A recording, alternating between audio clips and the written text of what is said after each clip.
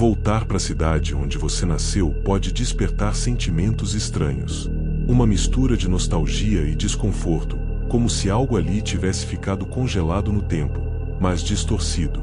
Eu cresci em uma cidadezinha do interior de Minas, com pouco mais de 7.000 habitantes, cercada por morros, plantações e silêncio. Quando minha avó morreu, decidi me mudar para casa onde morei boa parte da infância, não só para economizar, mas para tentar entender por que a lembrança daquele lugar nunca tinha me deixado em paz. A casa era antiga, com telhas escuras cobertas de musgo e janelas com venezianas emperradas. Ficava nos limites da cidade, quase no fim de um bairro esquecido, onde os postes vivem apagados e o mato alto engole as calçadas. As paredes ainda guardavam o cheiro dos anos, e toda noite eu ouvia os estalos da madeira envelhecida como se a casa respirasse. No começo, achei que era só impressão, uma mente cansada tentando encontrar vida num lugar que já tinha sido deixado para trás. Na terceira semana ali, comecei a sentir dificuldade para dormir. O silêncio da cidade me deixava inquieto.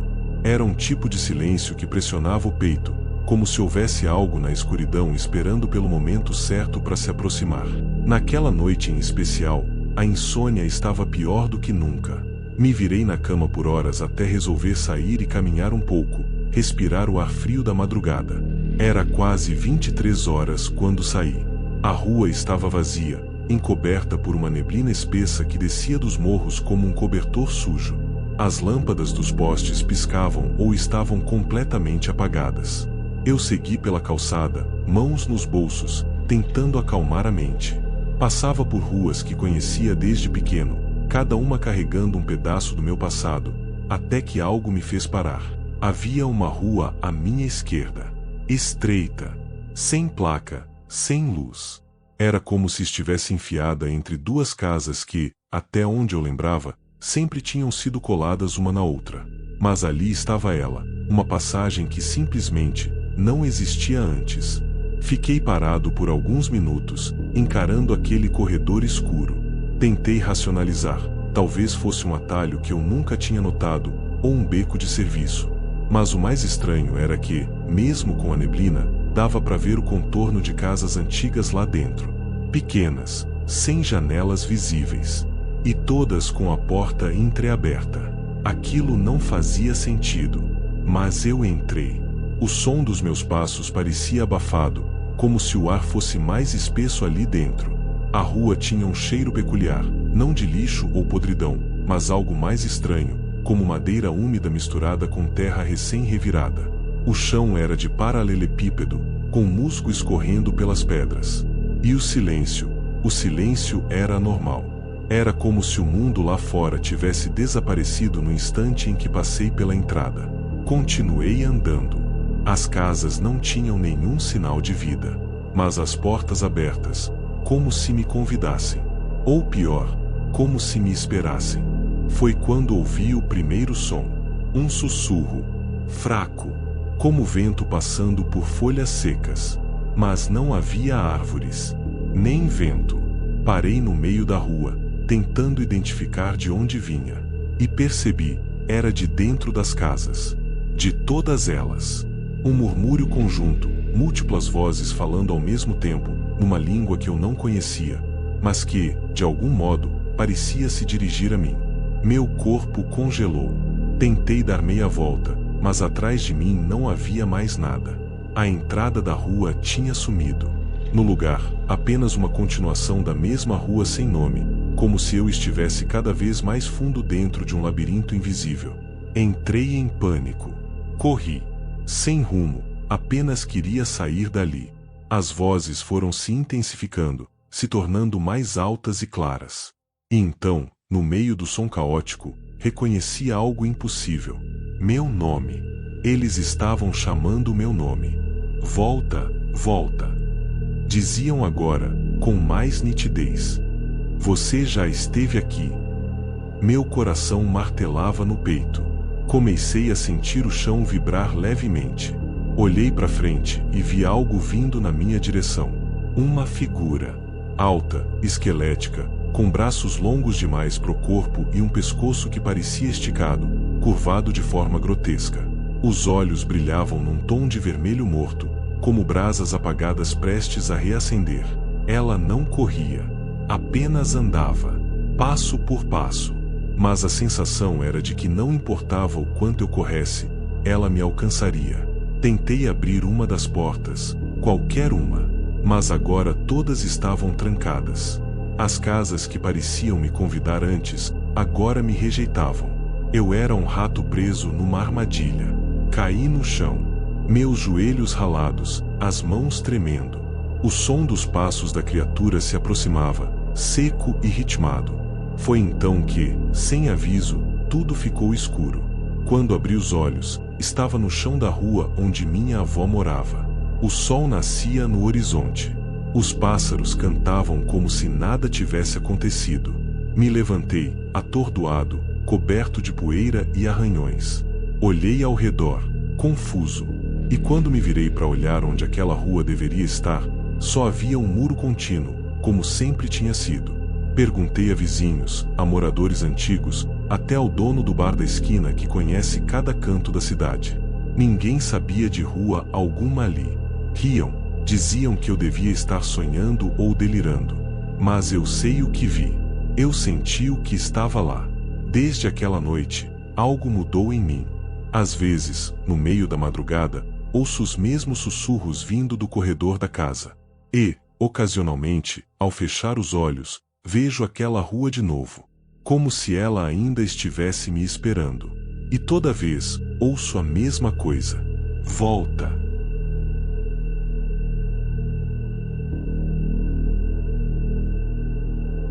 Todo mundo tem um lugar da infância que prefere esquecer. O meu era a casa da Dona Celina, no topo da colina mais alta da cidade. Eu cresci numa cidade minúscula do interior de São Paulo, daquelas com uma praça principal, uma igreja, um mercado velho e muitas histórias que os adultos preferiam não contar. A casa da colina sempre foi envolta em boatos. Alguns diziam que a Dona Celina era bruxa, outros juravam que ela falava sozinha com os mortos.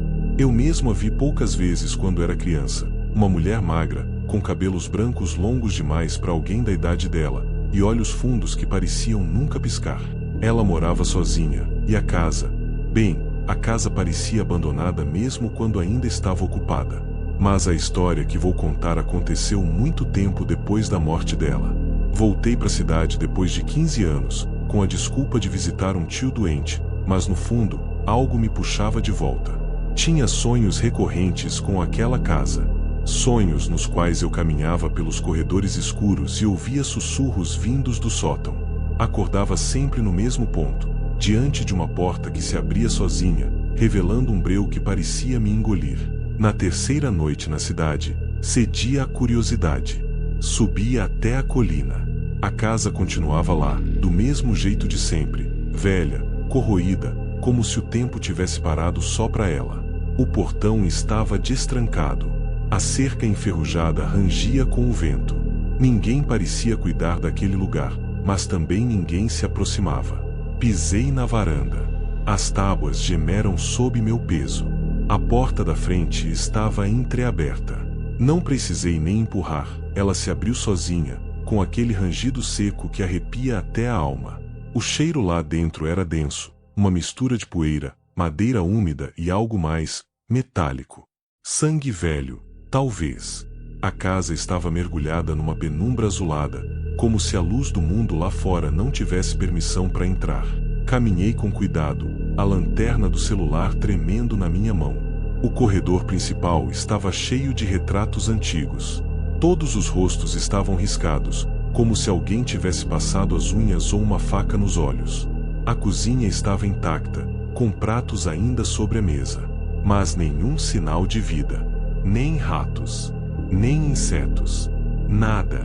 Um silêncio tão denso que eu ouvia meu coração bater. Subi as escadas. Cada degrau rangia como se estivesse prestes a ceder. E então, cheguei ao sótão.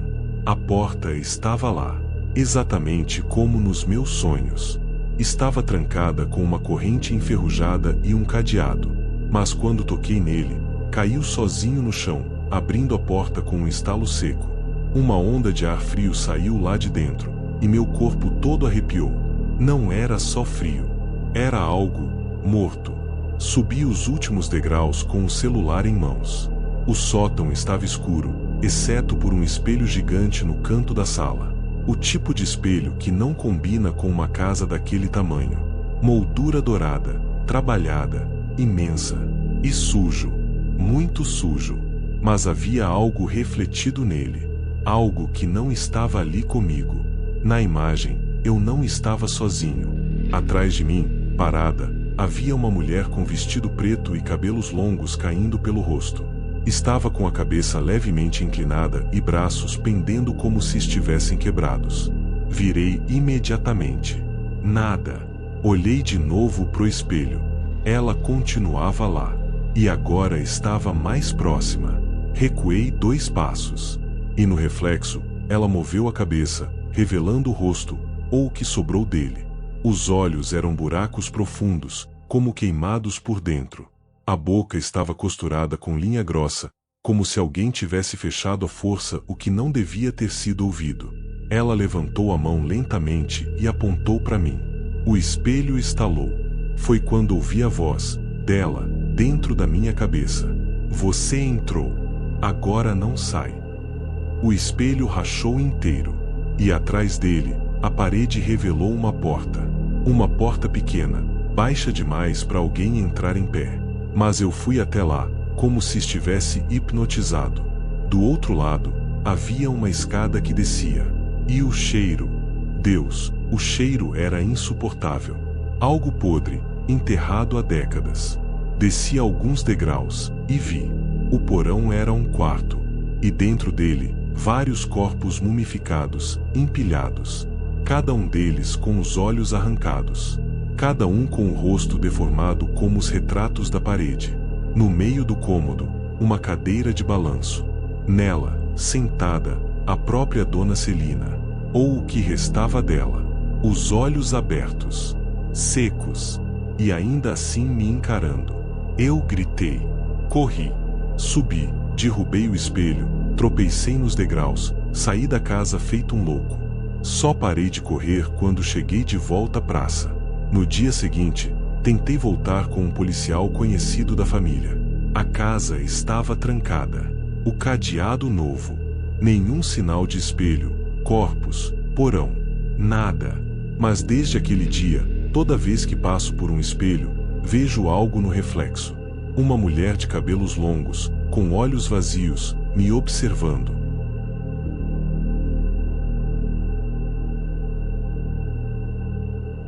Não sei se você já ouviu aquela história da noiva que aparece na estrada. Quase toda cidade pequena tem uma versão disso, né? A diferença é que, na minha cidade, essa lenda não ficou no folclore.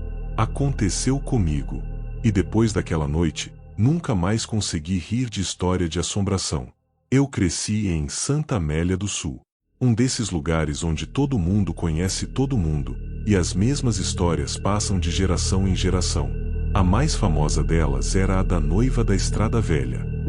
Segundo diziam, nos anos 60, uma jovem chamada Heloísa morreu no dia do próprio casamento, atropelada enquanto fugia do altar depois de descobrir que o noivo havia traído ela com a irmã.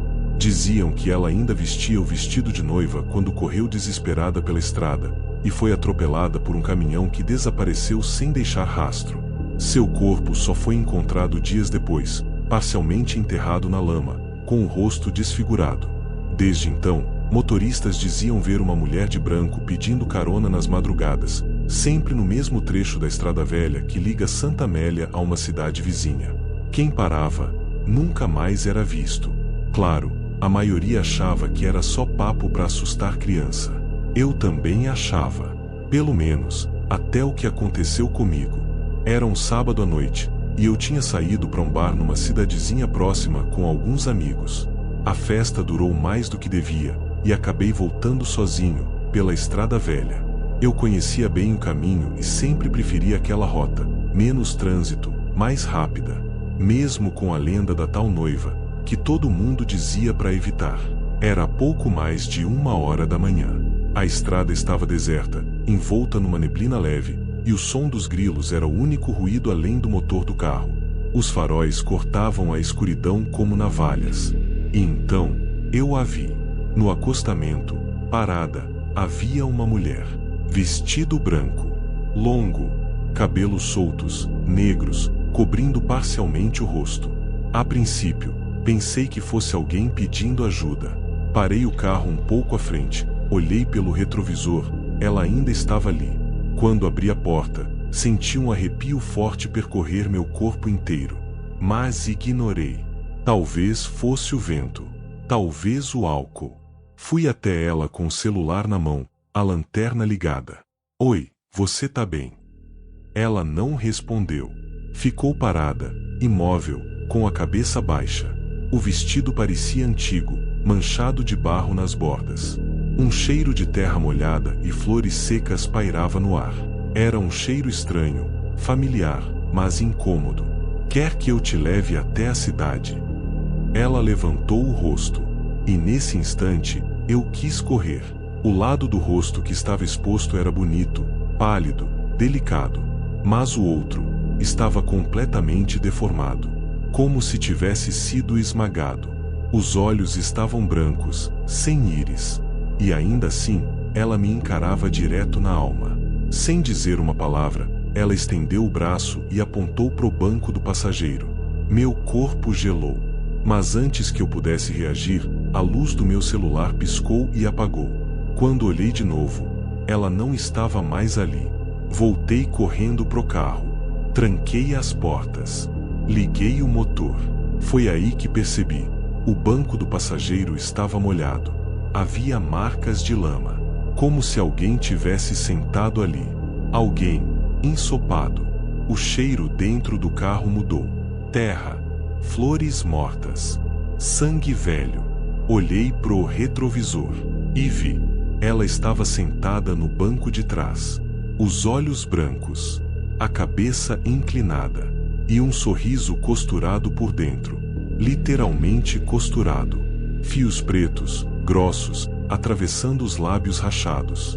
Dei um grito e arranquei com o carro, feito um louco, rezando para não perder o controle na curva. Não olhei mais pro espelho. Só queria sair dali. Quando cheguei na cidade, estacionei na praça e desci correndo, quase tropeçando nas próprias pernas. O banco de trás estava seco, sem marcas, sem cheiro. Mas eu sei o que vi. Eu senti ela ali. No dia seguinte, contei para alguns amigos, esperando risadas. Mas o que recebi foi um silêncio constrangedor. Até que um deles, o mais velho do grupo, disse com a voz baixa: "Você teve sorte. Tem gente que nunca chega do outro lado da estrada." Depois disso, comecei a prestar atenção nos relatos antigos. Descobri que, de tempos em tempos, alguém some naquela estrada. E sempre, pouco depois da meia-noite. Hoje em dia, evito até passar perto daquele trecho. Mas, às vezes, quando o vento sopra do sul e traz aquele cheiro de terra molhada, sinto como se ela estivesse por perto, esperando, procurando alguém para levá-la até o altar.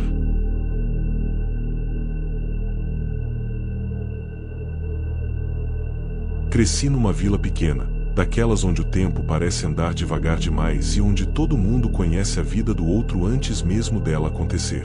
Fica no sul de Pernambuco, encravada entre colinas, com ruas de pedra, postes de luz amarelada e casas antigas que rangem à noite.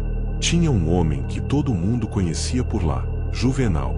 Era o bêbado da vila. Daqueles clássicos. Sempre com uma garrafa de cachaça na mão, barba desgrenhada, chapéu puído e um cheiro que misturava álcool barato com terra molhada. Vivia sozinho numa casa que ficava afastada, perto de um matagal onde ninguém ia.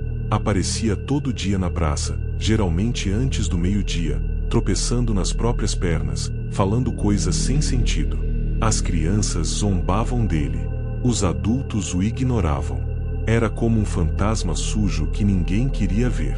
Mas o que ninguém sabia é que ele guardava algo. Algo que, se fosse revelado antes, talvez tivesse evitado o que aconteceu comigo. Naquela noite, eu estava sozinho em casa. Meus pais tinham viajado para cuidar da tia doente, e eu tinha decidido ficar. Era uma sexta-feira qualquer, sem nada demais. Fiz um café, Sentei no sofá e deixei a TV ligada num volume baixo, só para não ouvir o silêncio. Foi aí que ouvi a batida na porta. 3 toques lentos, pesados.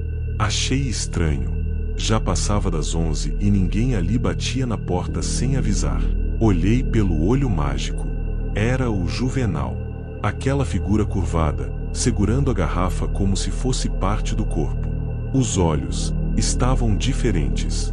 Menos bêbados, mais atentos. Quase sóbrios. Relutei em abrir, mas algo me disse que ele não sairia dali tão fácil. Abri a porta uma fresta. Que foi, seu Juvenal? Ele ergueu os olhos e pela primeira vez, falou comigo com clareza. Preciso te contar uma coisa, antes que aconteça de novo. Aquilo me arrepiou. Ele nunca tinha falado assim. Sua voz, normalmente arrastada, estava firme. Decidi deixar ele entrar. Mal fechei a porta, ele sentou na cadeira da cozinha sem pedir, tirou o chapéu e encostou a garrafa na mesa. Não tô aqui para pedir bebida, nem esmola. Tô aqui porque tu precisa saber. Porque você vai ser o próximo se eu ficar calado. Engoli seco. O que ele estava querendo dizer? Todo mundo acha que eu fiquei assim por causa da pinga. Mas a bebida foi só um jeito de esquecer. Eu vi coisa que ninguém devia ver. E agora, as vozes voltaram. Tão chamando de novo. Que vozes? Perguntei, mais por impulso do que por coragem. Ele olhou fixo para mim. Os olhos fundos, vermelhos. Mas não era efeito do álcool. Era medo. Você já reparou naquela casa abandonada atrás do campo de futebol, perto do mato? Eu sabia qual era. Era uma ruína, tomada por trepadeiras, escondida atrás de árvores. Um lugar que as crianças evitavam. Eu mesmo nunca me aproximei muito. Ali era o orfanato da vila. Antigamente, antes de você nascer, era um lugar sombrio. Diziam que cuidavam de crianças, mas ninguém via elas saindo. Só entrando. Às vezes, à noite, ouvia gritos vindo de lá. Gritos de criança. Ele tomou um gole da garrafa. Estava tremendo. Eu trabalhava lá. Fazia os serviços pesados. Até que um dia, me mandaram cavar um buraco no pátio dos fundos. Disseram que iam fazer um poço. Mas quando terminei de cavar, o padre que comandava o lugar apareceu com um saco grande e mandou eu jogar lá dentro. Ele abaixou a cabeça. A voz ficou mais baixa. Era um corpo de uma menina. Eu nunca esqueci o nome dela. Clarice. Tinha 7 anos. Senti um nó no estômago. Não sabia se ele estava delirando ou se aquilo era real. Eu fugi. Larguei tudo. E a culpa nunca me deixou em paz. Bebo pra não lembrar. Mas agora, as coisas voltaram. Tem gente ouvindo vozes naquela área. Tem criança sonhando com a menina. E você mora perto demais. Eu nem consegui responder. Só olhei pra ele, paralisado. Ele se levantou com esforço, colocou a garrafa na minha mão e disse a última frase antes de sair. Vai até lá amanhã, de dia. Leva alguém com você. Mas se escutar alguém te chamando à noite, não responde. Mesmo que seja com sua voz. E saiu. Naquela noite, mal dormi. Não tinha certeza se tudo tinha sido um delírio de um velho bêbado, ou um aviso real. Mas quando o sol nasceu, eu fui. Levei um amigo comigo. Entramos pelo matagal e achamos a casa. Era mais podre do que eu lembrava. Um cheiro horrível, como de carne estragada, ainda pairava no ar. E nos fundos, encontramos o poço. Não tinha tampa. Só um buraco profundo e escuro. Quando jogamos uma pedra, não ouvimos ela bater no fundo. Mas o mais estranho foi o que estava cravado na parede de tijolos, ao redor da borda. Unhas. Unhas pequenas. Como se alguém tivesse tentado sair. Como se estivesse viva quando foi jogada lá. A polícia nunca achou nada. Disseram que era só coisa de gente impressionável. Mas naquela noite, eu ouvi a voz. Moço, me tira daqui. Era uma voz fraca, trêmula, de criança, igual a que ouvi no fundo do poço, igual a que ecoa nos meus sonhos desde então. E todas as noites, às 3h07, o rádio da cozinha liga sozinho, e uma criança canta, uma cantiga que ninguém me ensinou.